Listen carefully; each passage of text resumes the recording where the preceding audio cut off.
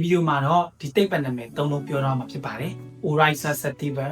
Sear maize, Triticum aestivum ဆိုတဲ့စကားလုံးပြောမှာဖြစ်ပါတယ်ဒါမှပြောခင်ကျွန်တော်ဒီကမ္ဘာပေါ်မှာတက်ရှိတွေမျိုးစုံရှိတယ်အများကြီးရှိတယ်အဲ့ဒါကိုကျွန်တော်တို့စနစ်တကျလေ့လာနိုင်အောင်တက်ရှိတွေလက္ခဏာတူရတွေစုစည်းပြီးတော့မှလုပ်ထားတာအစင်းစင်းခွဲထားတာရှိပါတယ်အဲ့ဒါကိုကျွန်တော် classification လုပ်တယ်လို့ခေါ်တယ်အဲ့လို classification လုပ်တဲ့အခါမှာဒီအဆင့်9ဆင့်နဲ့ခွဲခြားပါတယ်ပထမတစ်ခုက kingdom လောကပေါ့နော်ပြီးရင် phylum မျိုးပေါင်းစုပြီးတော့ class မျိုးပေါင်းပြီးတော့ order ဆိုတဲ့မျိုးစဉ်ပြီးတော့ family ဆိုတဲ့မျိုးရင်း genus ဆိုတဲ့မျိုးစု species ဆိုတဲ့မျိုးစိတ်ဆိုပြီးတော့ဒီအဆင့်နဲ့ခွဲခြားပါတယ်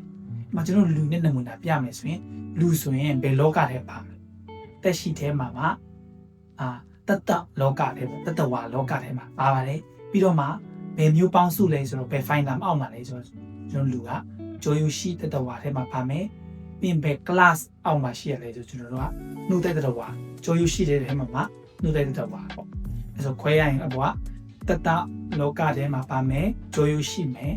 နှုတ်တဲ့တတဝါဖြစ်မယ်နောက်တစ်ခုကကြတော့ order ကကြတော့ဘယ်ထဲမှာပါလဲဆိုတော့ primate ဆိုလေ primate ဆိုတာအသိပဲအရေးကြီးတယ်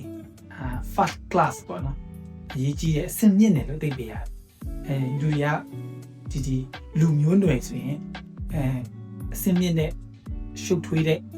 မျိုးနွယ်မျိုးအုပ်စုထဲမှာထည့်ထားပါတယ်ဒါကြောင့် primate ထဲမှာပါတာပေါ့နော်ကျွန်တော်ဒီထဲမှာတော့လူတွေတင်မကောက်မြောက်တွေလည်းပါမယ်အဆင့်မြင့်တဲ့တက်ရှိလို့ပြောလို့ရတာပေါ့နော် important လို့လည်းသိပေးရတယ် primate ရဲ့သိပေးရလေ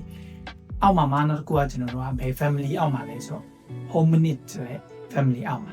လူမျိုးရင်းဆိုတဲ့ family ပေါ့နော်လူဆိုတဲ့ family အောက်မှာရှိတယ်လူဆိုတဲ့ family ဆိုတာလူလဲပါမယ် gorilla တွေပါမယ် chimpanzee တွေပါမယ်เนาะဒီလိုစင်မြင့်တဲ့ရှုပ်ထွေးတဲ့လူနဲ့ကျင်လက္ခဏာတူတဲ့တက်ရှိတွေပါလာပေါ့ဒီထဲမှာအောက်မှာ genus ကြတော့ကျွန်တော်တို့ကဘယ် genus တွေပါလဲဆိုတော့ homo ဆိုတဲ့လူသားဆိုတဲ့ genus တွေပါလူသားကကျွန်တော်တို့ခေတ်လူသားရှိမယ်ဟိုရှေးကြတဲ့လူသားရှိမယ်ခေတ်ဦးလူသားတွေရှိမယ်ပေါ့လူသားအမျိုးမျိုးရှိမှာပေါ့နော်အခုကြံနေတာကတော့အခုကျွန်တော်တို့ music ပေါ့ပါလဲ sapien ဆိုတဲ့ music ကြံပါတယ်အဲကြောင့်ခေတ်လို့သိပေးရတယ် sapien ဆို modern လို့သိပေးရပါတယ်ရောခေတ်လူသားလို့သိပေးရတာအဲ့ထဲမှာသိပ္ပံနာမည်ပေးတဲ့အခါမှာအောက်ဆုံးတစ်ဆင့်ဖြစ်တဲ့ genus နဲ့ species ကိုပေးယူပြီးတော့မှပေးရပါတယ်genus ကိုရှေ့မှာရေး species ကိုနောက်မှာရေးအဲ့လိုမျိုးနဲ့ရှိတာပေါ့နော်သိပ္ပံနာမည်က